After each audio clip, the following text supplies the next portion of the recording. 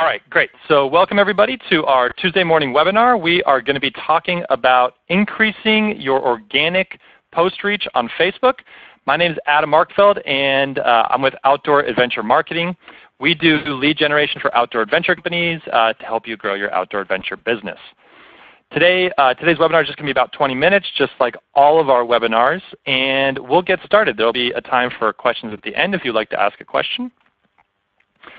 So again, my name is Adam. This is Outdoor Adventure Marketing. We do lead generation for outdoor adventure companies, companies like ATV tours, jet skis, zip lining, things like that. So if you own a company that does those types of tours, we help you grow your business and generate leads and take your business to the next level. We started in 2009. We're in Tempe, Arizona, and we have 12 full-time in-house staff, and we drive prospects to your adventure tour business. So that's our entire focus. That's all we do is we work in this, this tour-related space. I'm Adam Markfeld. I founded the company. I have a very, very strong technical background, but also a digital marketing background. I'm a cold brew enthusiast and a husband and a father. So without further ado, we're going to get right into the content of today's webinar. And again, we will have a little bit of time at the end for questions if you have any. All right, so today we're talking about Facebook, and we're talking specifically about organic Facebook. And organic Facebook has really proved to be a challenge and a frustration for a lot of people that have active Facebook pages. So a lot of times you're confident in the posts that you're delivering, you're putting out good content on your business's page, and you're just not getting the reach or the engagement that you wanted. So you're not getting the clicks, likes, shares, comments, or reactions.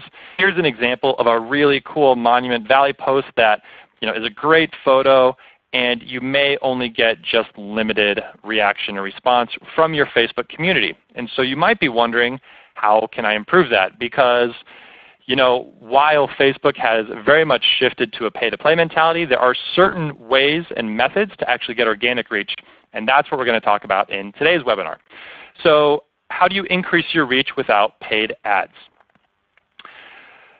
Facebook has a number of rules to follow that you need to adhere to in order to be rewarded with reach and engagement and exposure for your organic posts.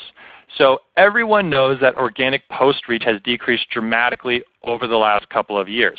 Facebook heavily, heavily favors paid ads, and that's something that Outdoor Adventure Marketing spends a lot of time in, is the Facebook paid.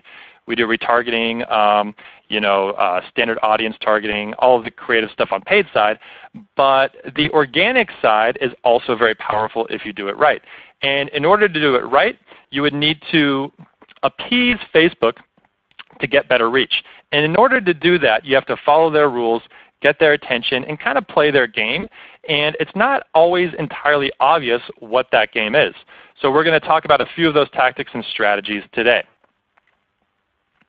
All right, so organic posts are just basically declining dramatically. There's essentially way too much content being posted to Facebook in order for Facebook to show your content to a large number of people. And so what Facebook has done over the last couple of years, they've introduced a very, very sophisticated and strong paid ad system. About 1 in every 7 posts that you see on Facebook is a sponsored post. So as you're scrolling down, you can essentially count the number of posts, and you're going to see sponsored posts. So that in itself is a lot of content that's been added to your Facebook stream. And then you also have all the additional content from news feeds, just regular pages, your friends, your family. So there's all of this content, 30 billion posts a month being pushed into Facebook. And Facebook's number 1 goal is to show you relevant content. Their number 2 goal is to show you content that generates them revenue. But really, if people aren't engaged in the content that's coming to them and is the most relevant, then they're not creating a platform that people are going to stay on. And that's just really important for them to show engaging content. So with a ton of content coming in, 30 billion posts a month, paid ads, and then everything else competing, you have this conundrum, this problem for the Facebook consumer. And so when you look at these screenshots on the right, This says who sees what I post on Facebook. You have this paid audience potential, which is just under 2 million people. You have your maximum free audience, which is just under 29,000 people. And then you have the actual audience that sees it. And here this number says 611. This is 29,000. This is 1.9 million. And so you might experience something like this where you have a very large following. You do an awesome post, and then just a couple hundred people or maybe just a couple dozen people actually see it, and that's really frustrating. Down here at the bottom, you can see that even with a video, which is the most engaging type of content, it only has a reach of 8.7%. And then when you go down to a photo, 3.7%. So these are very, very, very low engagement rates for organic posts. And that's what most people are experiencing. So let's take one step back and just talk about the purpose of an organic post. So the organic game in Facebook is really to engage your audience that already likes your page, and then also drive a little bit of additional audience.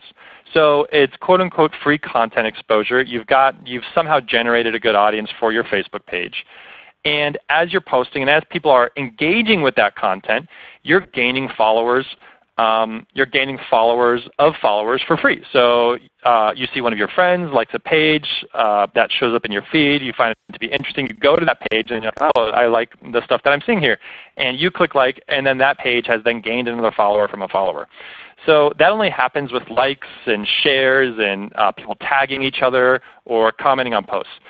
So really the goal of any sort of organic post is to create engagement. If you're just posting to show people what's happening at your business, that only works if that's an intentional strategy. So for our agency, what we'll often do is we'll post culture-related content on the Facebook page so that people that are applying to work with us or work here or vet the company see what it's like behind the scenes with our company. So when that happens, that's a very specific purpose, and that's not necessarily intended to create engagement.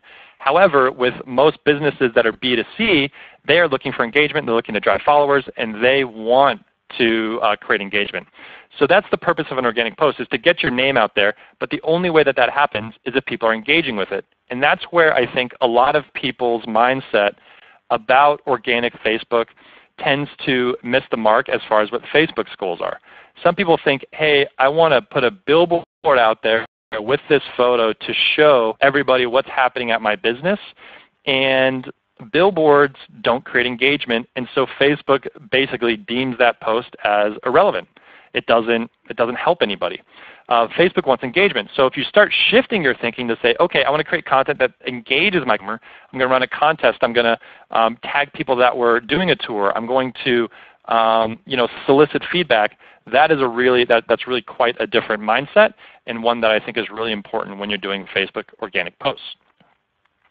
So along those lines, we're going to talk about 5 different tactics and kind of posts that you can do to drive awareness and clicks, and basically give you some best practices when you're posting on Facebook.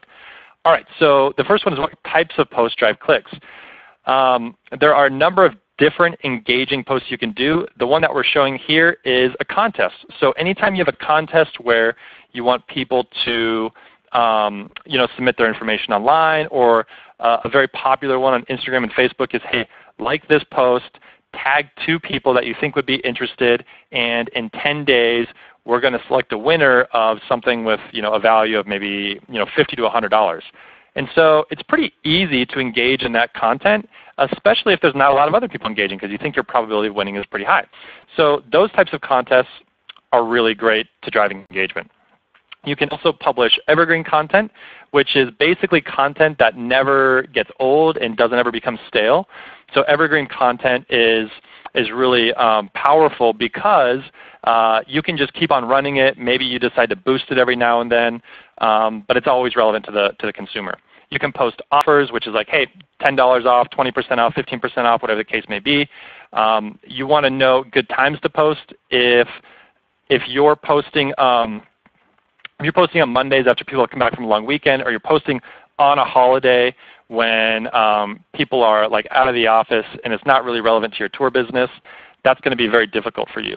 However, holidays and seasonal activities can be really powerful for a tour company because that's often when people are traveling, doing vacations, and touring. So if you're posting leading up to holidays, or if there's a big event in your town and you want to post to engage people then, that's a really good time to start kicking up your Facebook posts and driving engagement, maybe winning like something free or a free hat or shirt or something like that for people in the area or that might be participating in your tours. So again, it's all about engagement, engaging posts that get people to click or share or like so that potentially they could win something or something along those lines. Now at the top of this video, we talked about what not to post and why.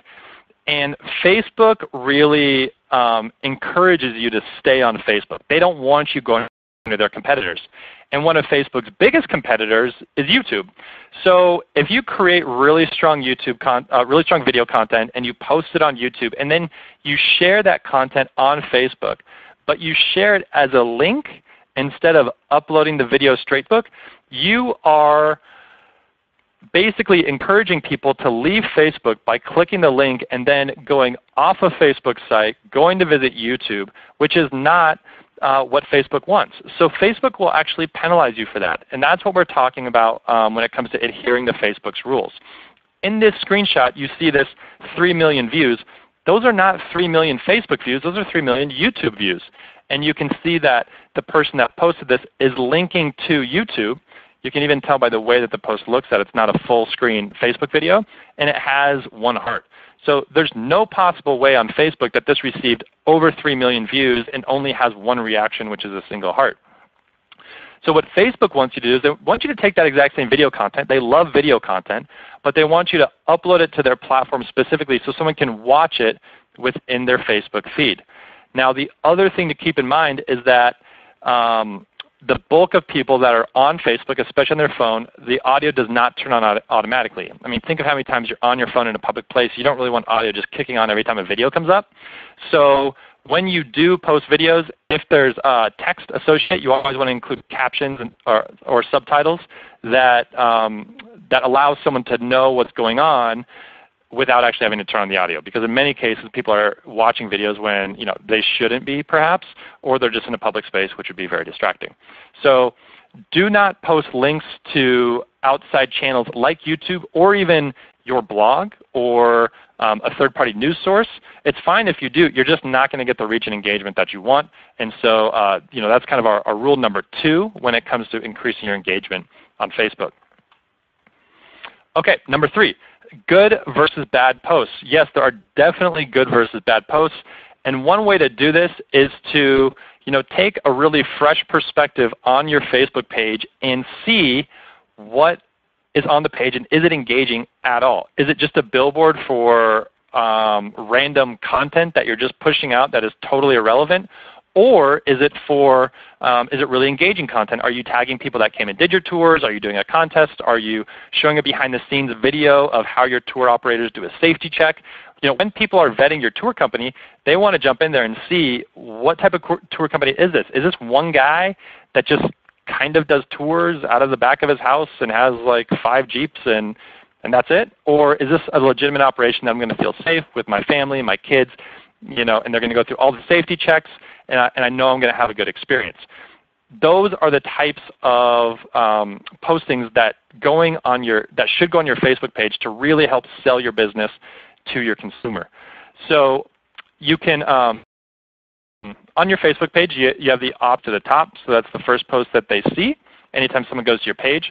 So look at what's pinned there. If you don't have anything pinned, take your best post, your best video, upload a video if you have a commercial or tour experience, and pin that right to the top. That way people will see that all the time. Hashtags are dead. Sad face. Yeah, hashtags were never really a thing on Facebook. They tried. They try and steal everyone else's stuff. So Facebook tried to steal hashtags from Twitter, and the Twitter said, no way, dude, that's our game. And then so people are still putting hashtags on Facebook, kind of. It's more like for the poster and not for the exploration, which is the entire purpose of hashtags. So on Instagram, hashtags are still used often and prevalently, and they help you explore and discover other types of content. But on Facebook, it's just not really a thing. The feature is there, but Just don't use hashtags on Facebook. We don't recommend it. And then in addition to hashtags, posting relevant images with people. If you're just posting, you want to post things that people care about, that they connect with. If they were on the tour, if they're with their friends and you're able to tag them somehow, or they're able to share the post, that is really, really powerful.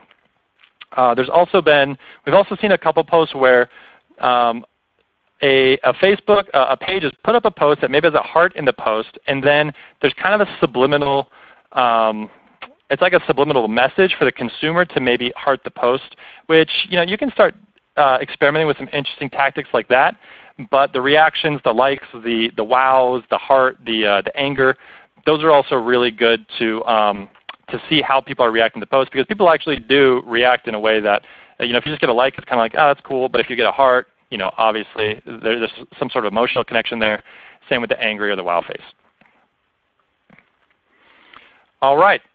Now, to gain higher page exposure, you need to start getting creative with your posting. And a couple of these things we've already talked about. Videos are really important. If you're watching this on Facebook, we're doing a Facebook Live video. This will then be uploaded to our Facebook page, and it will be there for everyone to see. So now anytime someone goes to Outdoor Adventure Marketing, they're going to see this video, and they're going to learn a little bit about how we operate behind the scenes. So just even seeing me speaking, and then seeing Kimberly in the background. Say hi, Kimberly. Hi. You get a little bit of a behind the scenes of what it's like at Outdoor Adventure Marketing. So videos are really powerful. George Takei posts always get shares. You have BuzzFeed, Dipley. Those are always getting a lot of shares with their their clickbait headlines, which Facebook is kind of trying to crack down upon. Tagging people in posts, sharing hacks or videos or just things that are really interesting are obviously really helpful. So think about the posts that you're putting out there. Don't just post content for the sake of content. There seems to be a mindset that, I need to post 5 times a week on Facebook so that I stay in front of my fans. Well, we've already established that no one's seeing your posts organically, so you're not staying in front of anybody. What would be much more powerful and impactful is to say, I'm going to do one post this week that's going to actually engage people, and then I'm going to see that that reach or those shares actually broadcast out. So spend a lot more time creating good posts rather than just quantity, because no one cares about billboard posts. They don't care as much about your business as you do. And then the final and 5th tactic that we're going to talk about is leveraging Facebook's newest features. So this tactic kind of comes directly from Rick Lax, who we took a screenshot of here. And basically, he says if you're Rick Lax is like the #1 viewed magician on Facebook with something like 1 billion video views or something like that. It's really insane. But he's saying if you're using Facebook's newest features, Facebook is going to reward you for that, and they're then going to take those features. They're going to then take your posts and give you a little bit of lift and exposure, because you're kind of a billboard for Facebook. So with the live videos or with your stories or those types of things that are being released for Facebook, Facebook wants new features to get exposure, and so they'll give your posts a few extra lifts, a little bit of extra lift. So anytime they come out with a new feature, try it out. Try and associate it with your business. The story feature is really cool, although it's not associated with business pages yet. It's more of a personal page sort of thing, but I'm sure that will change and transition as Facebook evolves. So leverage Facebook's newest features. Okay, just a couple stats. We love grounding our webinars in stats, because just talking about it, anecdotally isn't exactly the most powerful and insightful. So 75% of a post's potential engagement is reached within the first 5 hours. So if it's not a pretty powerful post, you're going to know it pretty quickly, and then it's going to die into the ether. 85% of videos are watched without sound. Do not forget to put captions and subtitles on your videos. That's super critical. And if you're just uploading off your phone, try and add them later. But people will not really see your video to its full effect, because most of them have their sound off. 80% of millennials get their news from Facebook. That's just mind-blowing, but it does make sense, because that's where they spend the most of their time. So it makes sense that they're going to be getting their news there. And then 100 million hours of daily video is watched by Facebook users. Video is king these days. It's extremely easy with the new iPhones and all the devices. Setting up this Facebook Live video took no time at all, and now it'll basically live in perpetuity on our Facebook page forever. So it's just creating really strong content for your consumers. All right, so that wraps it up for our Facebook talk. If you want to get better organic reach, you really have to appease Facebook and start engaging your consumer. Facebook rewards you with higher position newsfeed if you follow their rules, and the organic billboard postings just don't work anymore. With more exposure, you get more followers, more likes, shares. It's just that's super important. So don't post things that are taking visitors to competitor websites. Don't post billboard images that no one really cares about, in all honesty. Really leverage videos, the newest features, and if you're a holiday-specific type of business, then utilize upcoming holidays. All right, so next week we're going to talk about, is your outdoor business ready for pay-per-click marketing? And being a company that specializes in pay-per-click marketing, you might be surprised to know that no, there are a lot of businesses that are not ready for pay-per-click marketing, even though we would love for them all to be. So this is a really good video for you to watch, because it's possible that you might be one of those people that aren't ready for it yet. But if you're interested in growing your business, we're going to tell you what you need to get ready for it, and how you can then grow your business once you have a solid foundation in place and are prepped. Again, we're Outdoor Adventure Marketing. We specialize in lead generation for outdoor adventure companies. So if you own a company that does fun activities for people when they're on vacation, like ziplining, skydiving, snowmobiling, whatever the case may be, give us a shout. We'll see if we can help you out. And if you're not sure, then check us out for our webinar next week to learn if you're ready for pay-per-click marketing. But that's all we have for today. Thank you all for joining. Again, my name is Adam Arkfeld, and here's our contact information if you would like to reach out or if you have any questions. Thanks a lot. Have a good day.